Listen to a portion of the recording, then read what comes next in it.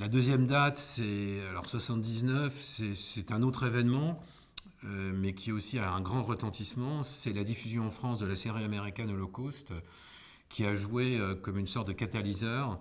La série en elle-même, bien sûr, n'est pas très bonne. C'est de la fiction, on va dire de la fiction assez médiocre. Mais c'est une fiction qui va comment dire, faire choc en France, en Allemagne surtout. Bon, c'est une sorte de découverte par les jeunes générations de ce qu'était, pour le dire ainsi, un peu la factualité, l'histoire factuelle de la solution finale de l'extermination des Juifs. Et donc ça a un grand impact.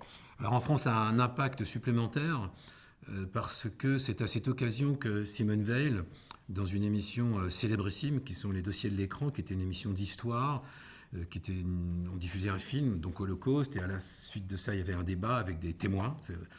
Cette pratique dure d'ailleurs depuis très longtemps, hein, depuis les années 60. Bon. Et à cette occasion, Simone Veil va apparaître, qui est une grande figure politique. C'est une grande figure, évidemment, à cause des lois, grâce aux lois sur l'avortement. Elle est présidente du Parlement européen.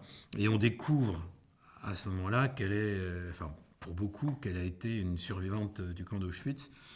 Et donc, c'est le début d'une incarnation à la fois pour les témoins, pour ceux qui souhaitent à ce moment-là s'exprimer ou qui auront l'occasion de s'exprimer ou l'envie de s'exprimer, ce qu'on peut appeler une prise de parole.